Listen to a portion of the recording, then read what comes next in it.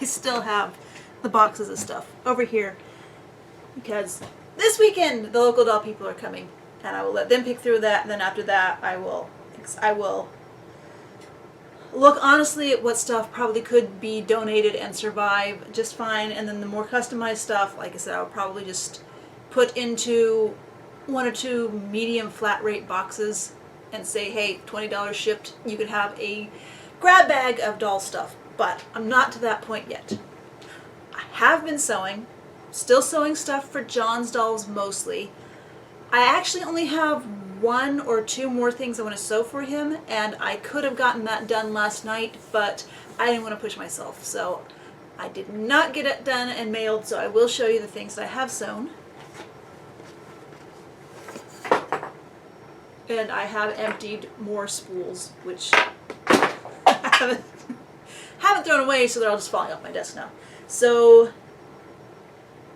John, if you're watching, maybe you'll forget by the time I actually get these mailed to you and they arrive in Australia. And again, I think the color balance, the white balance on the camera is pretty good. The color correction. Hello, Floof. Oh, she's playing with one of the spools that just fell on the floor. So that was good. You want another spool?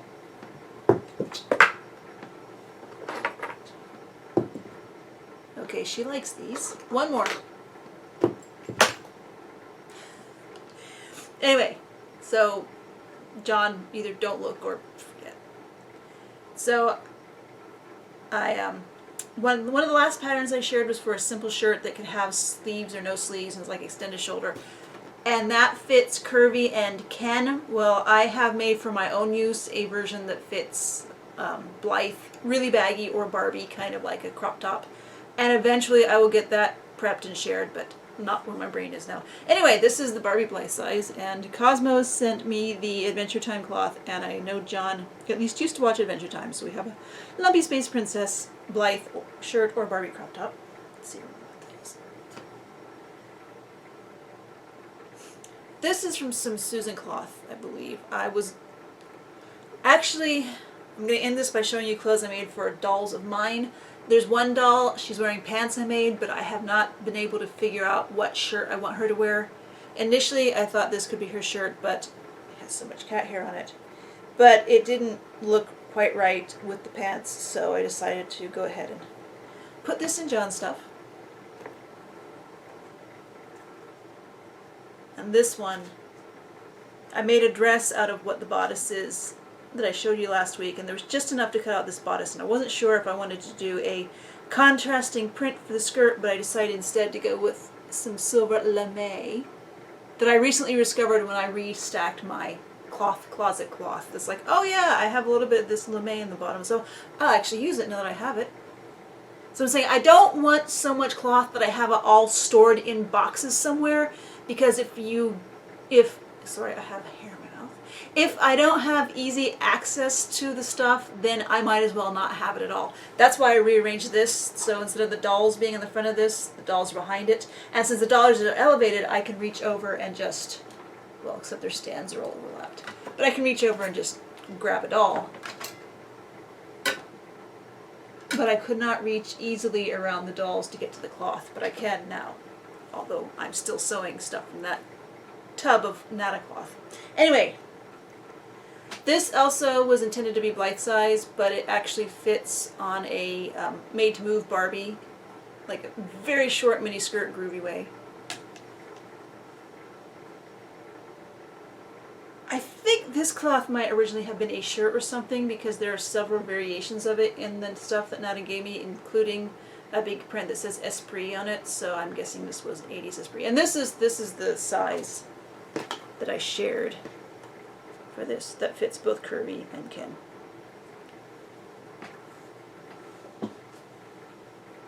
And then another detail of enormous print on a little dress. And again, so these are all Blythe size. They're short. These are like short Blythe size, or maybe a tunic on Momoko. And then there's the longer size that was what my old Wink dresses were. Wink. That's more long Blythe or decent on Momoko or Pulip.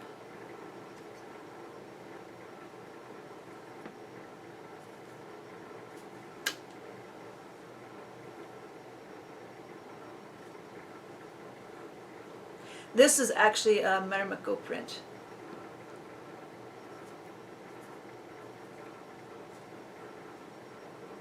Actually, I have a pair of pants that's the same print in a different colorway. These, they kind of fit Made to Move. Actually, the way when I cut these out, I just used my old Blythe pants pattern and made it just a little bit wider and like fused together so there's no side seams. So it kind of fits Barbie, and I'm sure it'll fit Pulpa Momoko. But after I made one or two cutout pants like this, I decided to go ahead and make up a proper Barbie pants pattern, which I may eventually share. My next in line to share pattern is the can/curvy size pants pattern, which is what I used for ease. There's still a few tweaks I need to do on it. Like I said, I'm going to have the John sewing probably mailed next week, and then I have the rest of the Nada sewing. And then I will have the Nada dolls, and I'm sewing the trade for to work with, and I will have time to work with, you know, my ideas for patterns to share. This is more proper Blythe size. Again, an enormous print, just a detail. This, I actually have a lot more of this print. I think it was the sewn, like it was originally curtains, but I could tell by the way the edges and looked and the way it was sewn, it was curtains somebody had made. So I actually really like this print. And then the last thing I made was another dress pattern that I shared for the cocoon dress with pockets.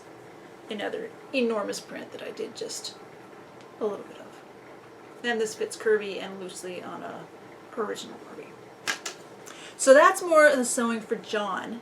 Like I said, I have started a lace dress for his metallic dolls.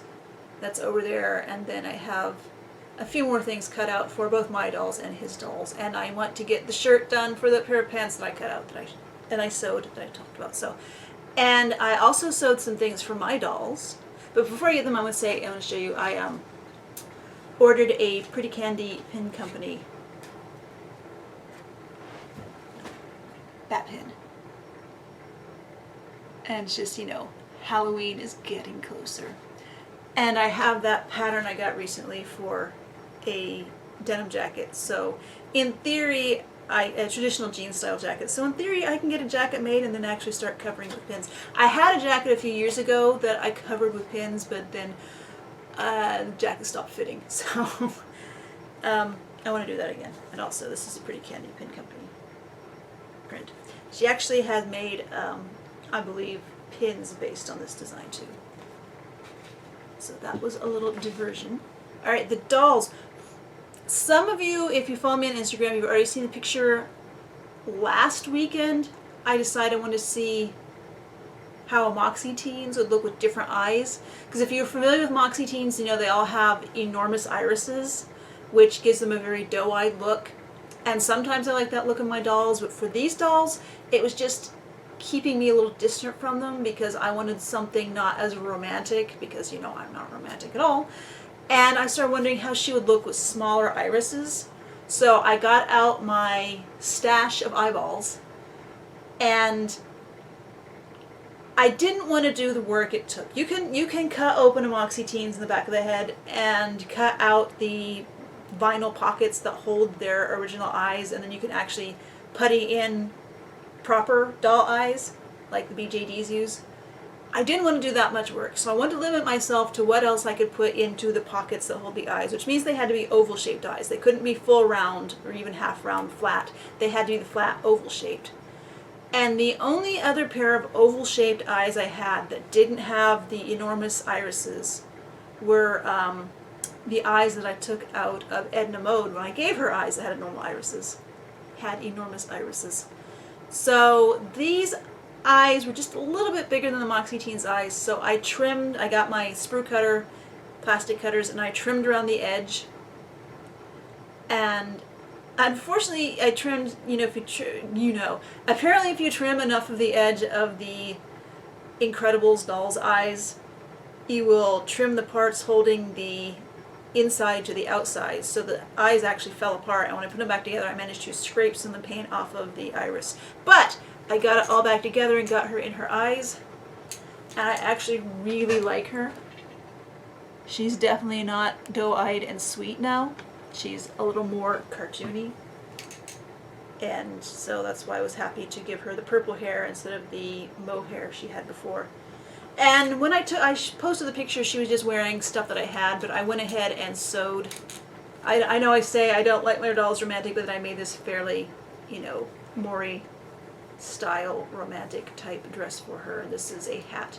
When my mom started teaching herself how to knit, she discovered that if she just knit this shape, that it kind of turned into a hat with a rolled brim, so she made a bunch of doll hats for me and for kids that she knew. I say for me, I was in my 20s, maybe in my 30s at the time, so it's not like this is something left over from my tiny childhood. So anyway, so that hat fit over. She's wearing a Liv wig that James gave me, thanks again, and Eric gave me the Moxie Teens, so thank you for letting me have this doll to experiment with. Anyway, so this again is based on the pattern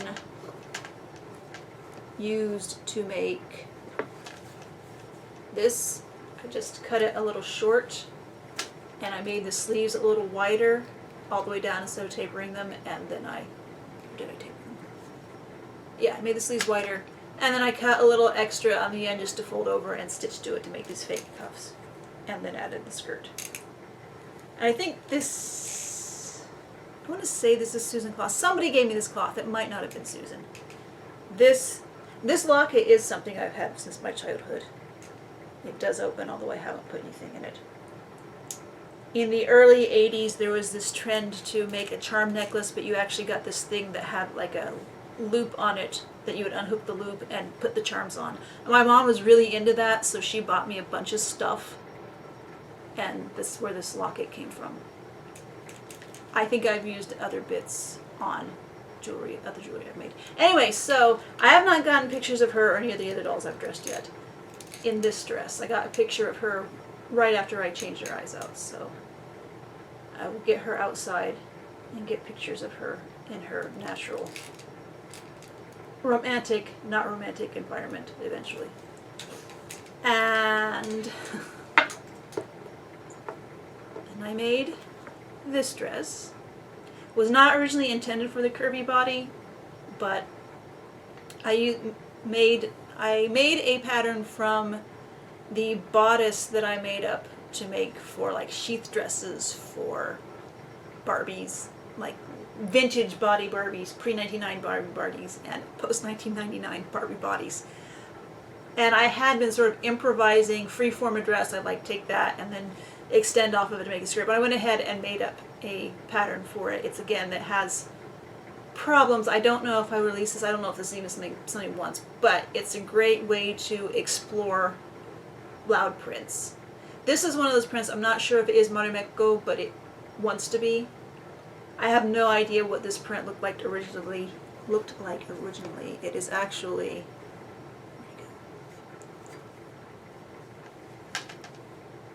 I think these actually came from the same print. I mean, the pinks and the greens are the same. So I have no idea what the whole thing looked like. But I got this, and I squeezed it onto the curvy body. I didn't leave the opening quite long enough in the back. So if I share this, I might give it where you can have like variations, either making it like a shirt, a tunic, a mini skirt, mini dress, or this someday. And I also use the same pattern for this. And this, I know this is definitely a Marimekko print. Again, a tiny detail of it on a gymnast Barbie body. For some reason, this doll always gets dressed in the really artsy stuff. So, and then I used the same dress pattern again in the short version for this for Francie. And I don't know the provenance of this cloth. I just know that these pink parts actually were elephants. You see, that's the elephant tail and the elephant's back foot. But the little bit of the cloth I got from Nada didn't have one whole elephant on it. It just had enough elephant parts that I could identify as elephants. And for some reason when I was sewing this, I wanted to have contrasting blue thread. I mean, I had the blue thread in my machining way, but I really thought this would look great with contrasting blue thread. And I do like it, but I did not notice until I was done that I actually made a big mistake in not keeping the top stitching straight on that shoulder, so she has concealing hair. So that's what I've done dolls since last week. My other big thing is, I think I mentioned a few weeks ago that I really want a different light fixture for in here. And I've been going to the Bargain Hunt salvage store, and they had some okay but not grabbing me lights, and for like $20 to $40. And it's like, okay. Or they had some really nice chandeliers for $70 that when I found them online, they're like 2 to 3 times that price for the chandeliers. So it's like, that's nice, but what I really want to do is walk into the thrift store and find some old chandelier that I can modify. And I walked into the thrift store where I haven't really found anything for the last few weeks the other day, and I found this. Although actually, it was originally like this. And it had no price tag on it. And I asked someone, how much is this? Because as long as it was anything under $20, I think I would have been willing to pay for it. And she went in the back, she said, yeah, the guy normally prices this stuff, isn't here, so I asked the manager on duty, so 99 cents. It's like, okay, that's great, even though I really need to rewire it, because it has this old cloth covered wire that the cloth is coming off of. It's probably still sound, but it's really ugly. And I definitely need to get all this plaster. I don't think this is even paint. I think somebody re-plastered the ceiling and didn't take the light down. So I need to get that off. It is filthy disgusting as far as dust and dead moths and things go. And I am more confident in my ability to rewire it than my husband is. So I will try rewiring it. And I went to Lowe's today to look at the different, I didn't want it just to be bare bulbs, because these obviously are meant to have a shade, even though the whole thing heard this originally. I did consider drilling out holes in this and swagging beaded crystal ropes from it, but I really don't want this hanging over my head all the time. I think that would be a little there's a flying saucer over me. So anyway, I went into Lowe's and I looked at the very trendy glass shades I could put on these, and there were some I liked, not anything I was in love with, so I thought I would wait for a while and keep looking, look other places. And then I walked into my normal Goodwill, and there was a 3-pack of shades. So, and they were cut of the week, so it was $2. So I'm not going to be picky about the shades when I can probably get this whole thing. I mean, so far I spent 99 cents for this, $2 for the 3 shades, and $3 for a cord, wires to use to rewire it. I think I still need to buy the little twisty caps that you use to cap off electric connections. And I kind of decided, part of the reason I didn't use that light in here a lot is because I don't like how bright it is. I like it to be bright when I'm doing stuff, but if I'm just sitting at the computer, I don't like it super bright. But we have a dimmer switch on a light that we never dim. So for no extra charge, I can probably bring a dimmer switch into here and then have hopefully a light I like better. I am not sure if I want to paint this or not. A lot of people are saying it would look fantastic in one solid pastel color, and I do agree, but I do kind of I'm just amused by the fact that this is so old that it's trendy again. I mean, it would have been called copper when it was new, but now if we call it rose gold, it's trendy. So that's my video for this week. So I feel like I had a decent amount of stuff to show you this week, and I'm hoping by next week I won't have spent my whole time on the light, and I will have sewn. So I'll definitely, hopefully, have that other shirt made to go with the pants that I sewed, and I will have hopefully mail John stuff off next week, but then also hopefully have more Nata sewing to show you, and I'm sure I will slip in more stuff from my dolls. So I feel like maybe I'm getting back into this groove of things. And not just because the kiddo was back in school. It's like I had the door open. I was hoping the cats would wander in. And I guess Floof did. And she played. And alright, I'm done talking now. Thanks for watching. Have a great week. If I can get out of here around my boxes full of stuff.